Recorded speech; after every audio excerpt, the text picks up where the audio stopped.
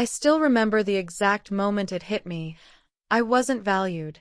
It was a Tuesday afternoon. The office smelled like burnt coffee, and my boss, Meredith, had just smiled that tight, fake smile she always gave before delivering bad news. No raise this year either. But hey, we're counting on you. She said it like a favor.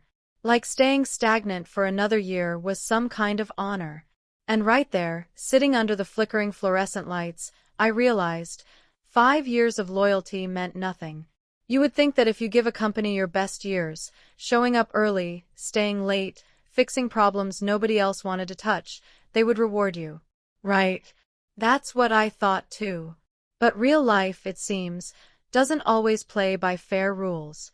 I started at Emerson Technologies fresh out of college, full of energy, hope, and just a little bit of fear. My first desk was tucked near the supply closet, where I spent my lunch breaks eating sad sandwiches and dreaming of the day I'd get my own office. I didn't mind starting small. In fact, I was proud to. Everyone told me, work hard, be loyal. They'll notice. And I believed them.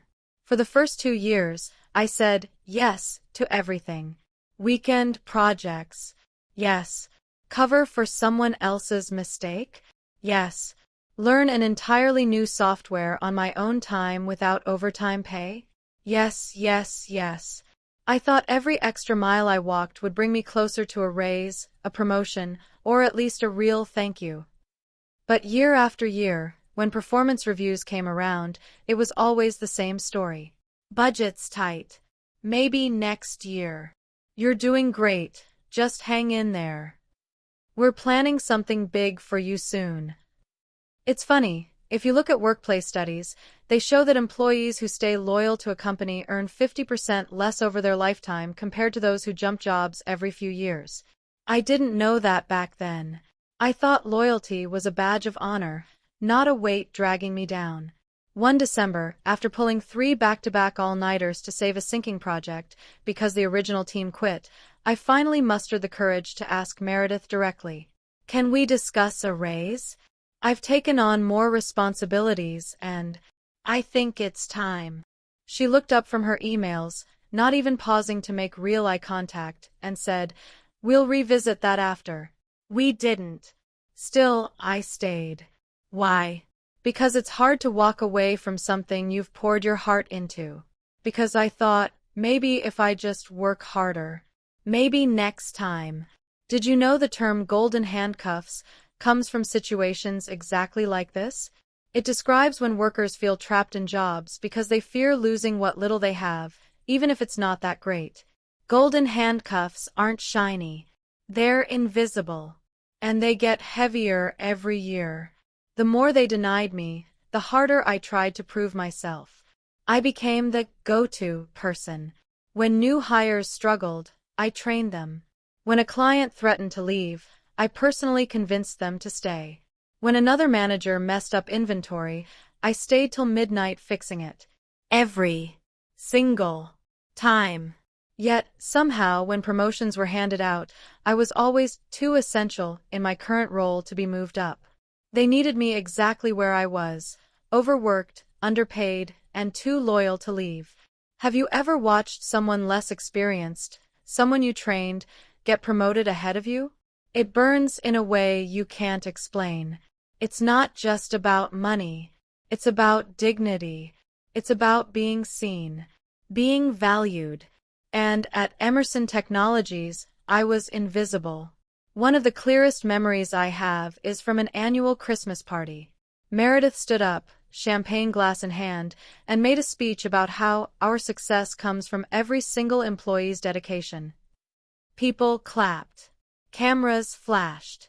Meanwhile, my paycheck was the same sad number it had been when I first started. I smiled for the pictures that night. But inside, something cracked. A small, quiet voice whispered, "You deserve better." At first, I ignored it. I pushed it down, the way we all do when we're scared of change. Looking back now, I wonder, why was I so afraid? Why did I believe that asking for what I deserved made me disloyal? Why did I think I had to wait for someone else's permission to be successful? 5 years passed like a slow bleed. 5 years of giving everything to a company that gave me nothing back but empty promises. And somewhere along the way, without realizing it, I stopped being proud. I stopped being hopeful. I was just surviving. But that was about to change. Because sometimes, the most painful moments plant the seeds for the greatest transformations. And in my case, all it took was one more broken promise, and one tiny rebellious thought. What if I didn't stay loyal anymore? The day I decided I had enough wasn't dramatic. There were no screaming matches, no slamming doors, no emotional speeches. It was quiet, so quiet that even I almost missed it. It was a rainy Monday, and the city looked half asleep, with heavy gray clouds sagging low over the skyline. My shoes were soaked before I even stepped into the office. I sat down at my desk, wiped the water off my face, and opened my email. There it was, a short, cold message from Meredith. Budget update. No salary adjustments this year. Thanks for your understanding. No meeting. No conversation. No explanation. Just a simple, heartless memo sent to dozens of us in one careless click. I stared at the screen for a long time, letting the words blur into nothingness. A year's worth of effort, stress, skipped vacations, and missed family dinners, all reduced to a thanks. Something in me snapped that day. Deep, it wasn't stomach-churning guilt. It didn't look like I minimized rage. the job search It window. felt more every like time when you bend a someone metal walked rod past my too many desk, times, feeling like a At criminal. first it resists. I told myself then it weakens, I was being and disloyal, finally, without selfish, warning, it breaks. Impatient. I minimized But then the another email would opened come, a new tab, a new assignment and typed dumped on my plate, jobs near me. Another urgent crisis I didn't that even only I think could about handle. it, and the My guilt would fade fingers just a little bit moved more. faster than I my remembered mind. every It promise was like Meredith survival had made instincts and kicking broken. in. Every And time I had honestly, stayed late wasn't it? while she left How early. long was I supposed Every to stay bonus somewhere I that never treated got. me like I was Every disposable? vacation day I didn't Why was I use so because scared the to team believe needed I me. deserved better? Slowly, the guilt started turning into something else. Resolve. I began sending out resumes during my lunch breaks. I practiced answering interview questions in my car, sweating through my work clothes as I stumbled through explanations of my professional growth and career goals. At first, it felt clumsy, embarrassing. Who would even want me? But something amazing started happening. Recruiters actually called back. Companies wanted to meet me. Interviewers smiled at my experience and said things like, "You're exactly what we've been looking for." For the first time in years, I started to believe maybe I wasn't the problem. Maybe I had value, real, measurable value that someone else could see even if Meredith couldn't. But life, of course, doesn't let you walk away cleanly. One afternoon, about 2 weeks into my quiet job hunt, I was sitting in a coffee shop down the street from the office, nervously waiting for a video interview to start. I thought I had been careful, using my personal laptop, dressing in neutral clothes, making sure nobody from work could see me. But fate has a funny sense of humor. As I was adjusting my headphones, I heard the unmistakable click of heels behind me. I froze. I knew that sound. I turned my head, and there she was, Meredith, standing in line for her coffee, staring straight at me with a look that could freeze oceans. There was no way to explain it away. My laptop screen showed a giant company logo and the words, "Interview Room." I slammed it shut and gave a clumsy wave, my heart hammering in my chest. She didn't wave back. She just gave me that same cold smile she used when she was about to fire someone. And in that moment I knew I was done. There was no saving this. The next morning, I got the email, "Please come to my office immediately." I didn't even bother to pretend I didn't know why. Meredith sat behind her massive desk, perfectly composed, as if she hadn't just caught me trying to escape the company I had given 5 years to. She folded her hands and said, "We're terminating your employment effective immediately." No discussion. No room for explanation. Just a clean cut, like snipping a dead branch off a tree. "You've been job hunting on company time," she added, as if that somehow made me the villain. I wanted to argue. I wanted to scream. I wanted to tell her about all the late nights, the broken promises, the years I stayed loyal while she dangled promotions like carrots I was never meant to reach. But I didn't. I just stood up, nodded, and gathered my things. It was over. As I packed my few belongings into a cardboard box, I expected to feel humiliated, broken, defeated. But strangely, I felt light, free, like stepping out of a burning house and realizing you're still alive. What Meredith didn't know, what she couldn't have possibly guessed, was that 2 days earlier I had received a job offer. A real one. With a real salary increase, better benefits, and a manager who said during the interview, "We believe in investing in our people." I hadn't accepted it yet because, truthfully, part of me was still afraid to leave. Afraid of change. But now the choice was made for me. As I walked out of Emerson Technologies for the last time, cardboard box in hand, I felt a strange mixture of sadness and hope. Sadness for all the years I wasted believing loyalty would save me. Hope because, maybe for the first time in a long time, the future was mine to shape. The rain had stopped.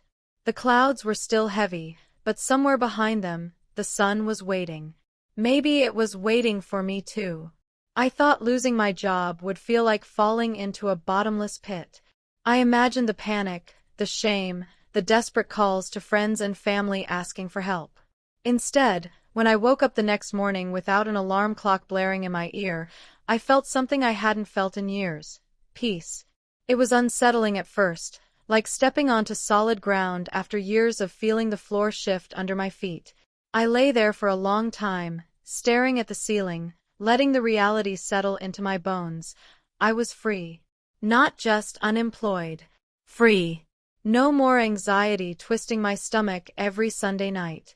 No more fake smiles at meetings where my ideas were ignored. No more Meredith breathing down my neck, finding reasons to make me feel small.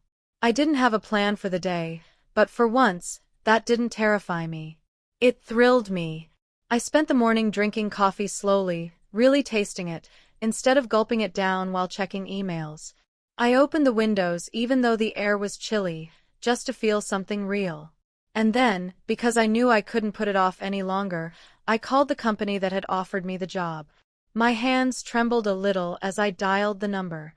Part of me still half expected them to say, "Sorry, we've changed our minds." But they didn't. They sounded thrilled to hear from me. The HR manager congratulated me warmly and said, "We can't wait to have you on board. You're going to be such a great addition to the team." I hung up the phone and sat there, stunned. Someone wanted me. Not because they were desperate. Not because they needed a scapegoat. Because they saw value in me. It was such a simple thing, being wanted, but after years of being treated like furniture, it felt revolutionary. The next few days were a blur of paperwork, errands, and emotional goodbyes. Some of my former coworkers reached out when they heard I was gone. A few were kind, telling me I deserved better. Others were colder, probably scared to associate with someone Meredith had cast out. I didn't blame them. Fear had been the air we breathed at Emerson Technologies. Fear of stepping out of line. Fear of speaking up. Fear of being next. I promised myself quietly that I would never again work somewhere that fed on fear. I would never again shrink myself to fit into a place that didn't want me. My new job started the following Monday. The office was smaller than Emerson's sprawling complex, but it buzzed with energy. People smiled and laughed openly.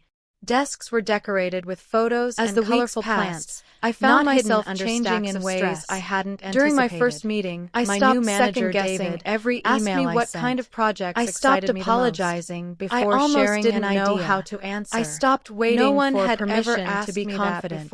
Slowly, at Emerson, I began to remember the version of myself who had first entered the workforce, how you were told, wide-eyed and excitement was optional, believing that hard work would always be rewarded. But here, that version of me hadn't been naive. She had just been in the wrong place. It was in the right environment, too much to believe. With the right people, all that hope and energy didn't have to die. It could grow. Of course, Meredith wasn't done with me yet. One evening, about a month into my new job, I got a LinkedIn notification. Meredith Emerson has viewed your profile. I laughed out loud when I saw it.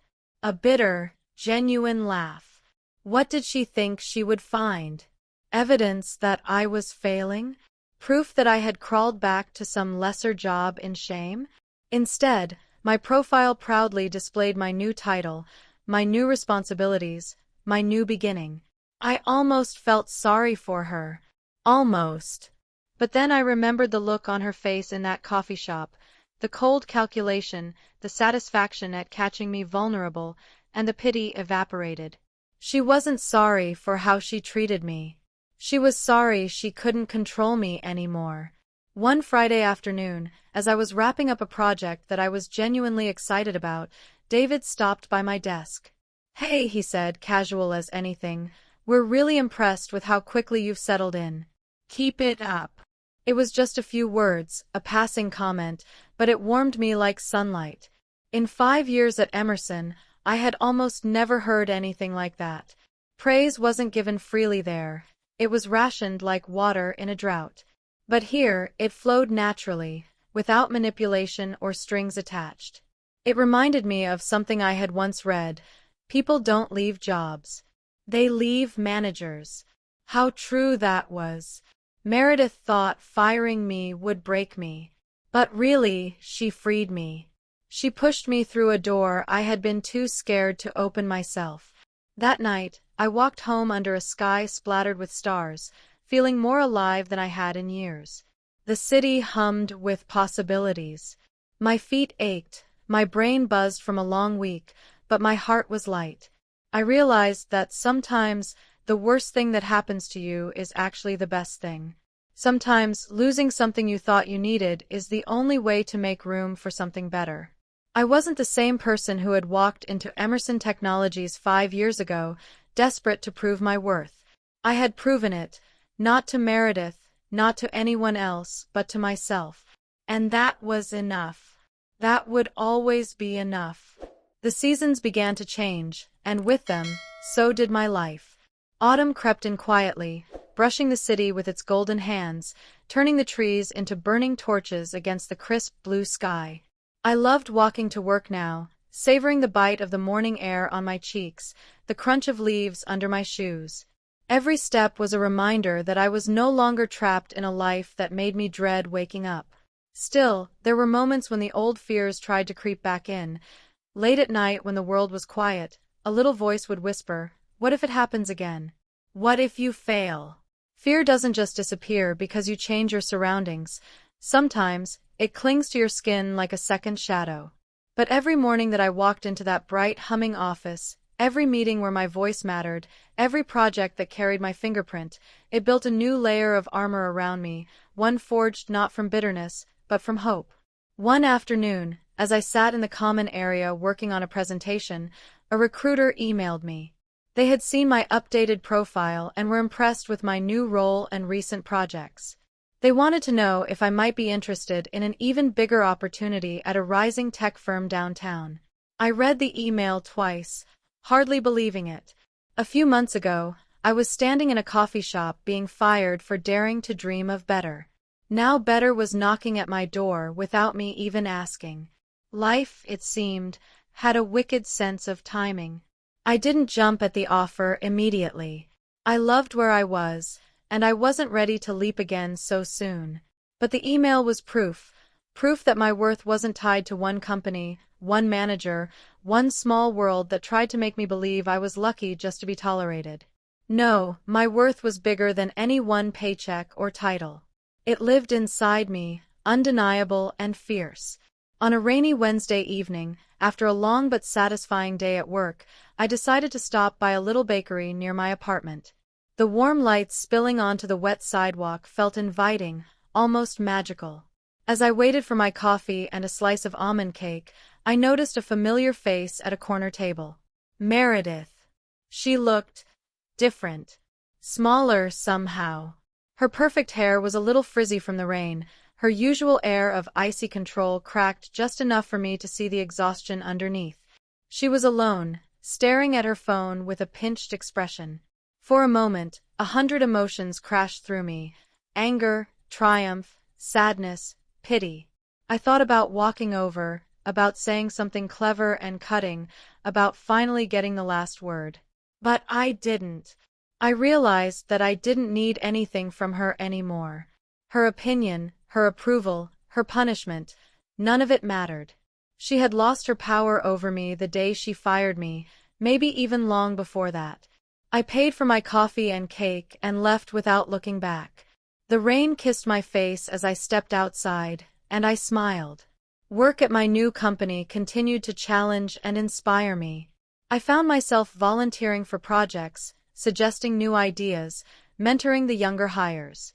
For the first time in my life, I wasn't just surviving my job, I was thriving in it. David, my manager, noticed. During my first official performance review, he sat across from me with a grin. "You're a rock Sometimes star," when I told he friends said about what had plainly. happened at Emerson, "You've changed about the the years energy without on raises, this team. about being fired Whatever over you're a coffee doing, meeting, keep about how doing it." Meredith thought she could end I my swallowed career the with lump one in my throat humiliating and moment. nodded, They looked at me thanking with him. disbelief. Praise still How felt did a you little survive foreign, that? like wearing a They coat asked. that was too big. I never had but I was a neat growing answer. into it, day Survival by day. isn't glamorous. It's ugly and lonely and full of nights where you wonder if you're the problem. It's clinging to whatever tiny scrap of hope you can find. But survival isn't the end of the story. Sometimes, it's just the beginning. I survived because somewhere deep down, I refused to believe that my worth was determined by one person's inability to see it. I survived because even when I was bruised and broken, a small voice inside me kept whispering, "You are more." As the year wound down and the holidays approached, our office threw a party, a cozy, laughter-filled evening with twinkling lights, homemade cookies, and bad karaoke. I stood there, a glass of cider in my hand, watching my new colleagues belt out off-key renditions of classic songs, and felt a swell of gratitude so strong it almost knocked me over. I wasn't just grateful for the new job, or the new life. I was grateful for the journey that brought me here, even the painful parts. Especially the painful parts. Because without them, I might never have known what it felt like to be truly free. I might have stayed trapped in a place that shrank me, thinking that was all I deserved. That night, as I walked home through streets glittering with holiday lights, I thought about the way life twists and turns, about how sometimes the things that feel like the end are really just the middle. Or maybe even the beginning. Getting fired by Meredith wasn't the worst thing that had ever happened to me. It was the best thing. It forced me to see myself clearly, to leave behind a life that didn't fit, to step into something bigger and brighter and braver. And standing there under the cold, star-punched sky, I made myself a promise. I would never again stay small for anyone. I would never again mistake fear for loyalty. And I would never again let someone else's opinion of me define the way I saw myself. The sun had just begun to set, casting a soft golden glow across the city, when I received an email from my old company. My heart skipped a beat, a brief flash of panic rising in my chest before I opened the message. It was from the HR department at Emerson. I had long since stopped checking for updates, having moved on and built a life that was finally my own, but there it was, staring at me from the screen. I felt a strange mix of emotions as I read it. It wasn't a letter of apology or any recognition of my departure, but instead an invitation for me to return. The email explained that the company was going through a restructuring phase, and they had learned from the mistakes that had been made. They wanted me back in the position I once held, a position I had fought so hard for, only to be discarded like an outdated file. The irony of it all struck me immediately. I sat back, the glow of my laptop lighting up my face in the dim room. How had I come this far, only to be faced with this? The email felt like a strange, surreal offer, an offer that came from a place of desperation rather than opportunity. I had moved on. I had changed. I had found something better, something that nourished me, something that saw my worth. The life I had fought for, the one I was finally living, wasn't meant to be a return to something that had never fully appreciated me. The reality was clear. Emerson was just another cog in the machine, trying to salvage itself after running on fumes for too long. I closed the laptop with a quiet finality, feeling a sense of closure wash over me. The past was exactly that. Past. I had learned everything I needed to from that chapter, and I no longer needed to be reminded of it. The truth was, I had spent so many years chasing validation from people who were never going to see my worth. I had poured so much of myself into a place that couldn't even recognize the value of loyalty, hard work, or growth. But here, in this moment, I realized something profound. I no longer needed their approval. I had built a new identity, one that was not shaped by their expectations, their belittling, or their silence. I was enough as I was. Months passed, and with each one, the memories of Emerson faded like distant echoes. I was flourishing in my new role. My confidence had blossomed, and I took pride in the work I did.